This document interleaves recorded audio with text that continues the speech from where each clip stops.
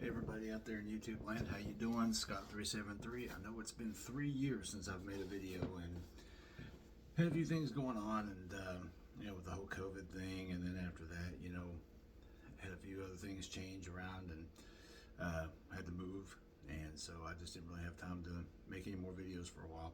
I'm going to start making them here again because something came up, kind of wanted me to make a video. It was the growing popularity of the Line 6 DL4. Now, for those of you that know, the Line 6 DL4 first came out on the market in 1999, and it was one of the first digital delay modelers out there. I don't know, I've got my older one, pre-Yamaha, right here, and when it first came out, I mean, there was no other pedals like it. It was really good. A lot of guys rocked it, but it did come with some problems. One of the key problems was volume drop, and that was a problem with some of the guys. I don't know which edition. I don't know if there was the version 1, version 2 that had the problem. All I know is that mine had that volume drop and had the volume issues. But however, I didn't experience those volume issues because mine, which I'll open up right here. Now, I'm not doing the demo on this. I'm just showing you because I want to talk about something about the Line 6 DL4 that not many people talk about. The ever-growing issues with the Line 6 DL4 was, the switching was kind of shoddy. You had the volume drops. It was still kind of, some people said that some of the original delays were kind of fake a little bit. The delay sounds were kind of fake.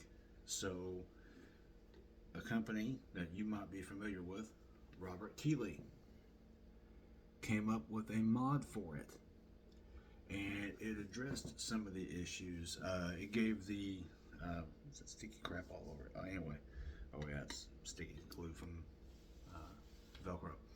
Anyway, one of the things that the Keeley Mod took care of and addressed immediately was the issue with the volume drop.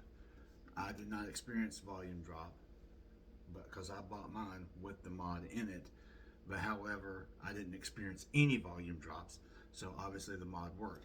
Also, it gave some of the effects more of a high fidelity sound. They changed some circuits around, upgraded them, and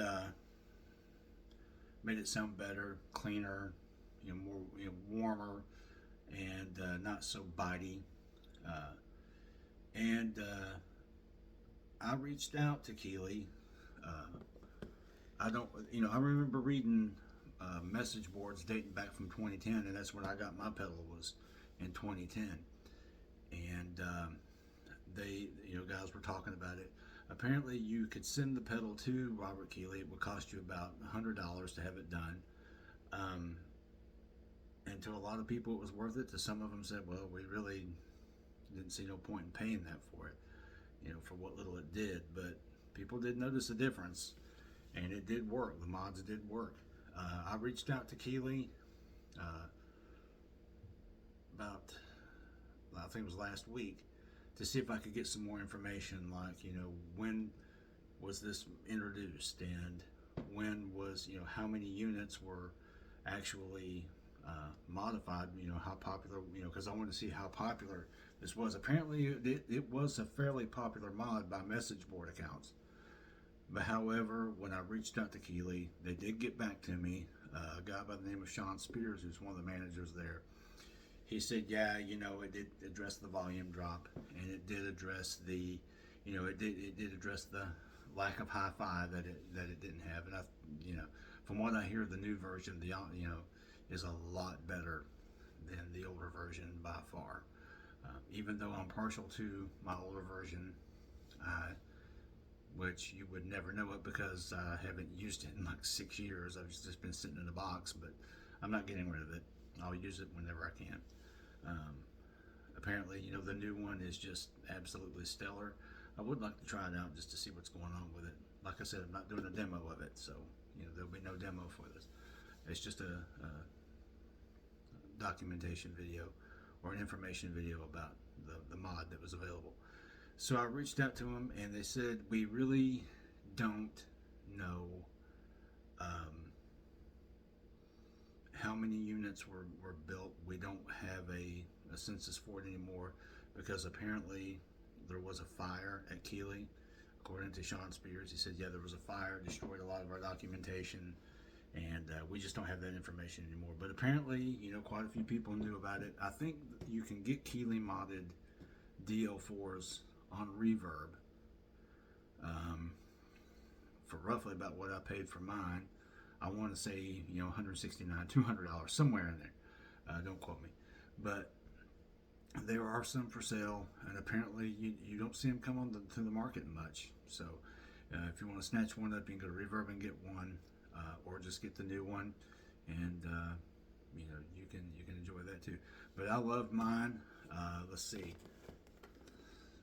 I don't know what all new effects is on there. I think they still kept the original effects, but I did like the backwards effect that this thing had, and the ping pong effect, and it had some stereo delays, things like it. And I think JHS had a mod too. I don't know what all their mod included, but I know that for a fact that Robert Keeley did, and it was a great mod, and it addressed a lot of the issues with the old Line 6 DL4 at the time. So anyway, if you like this video, and like I said, I'm going to try to start making videos more often. Once again, my channel talks about stuff that's not talked about much anymore, and guitar brands or amp brands or whatever, effects or whatever. Just go ahead and click the subscribe button, and sit back and enjoy. It's a simple channel. I'm not doing anything fancy with it. What you see is what you get. That's it.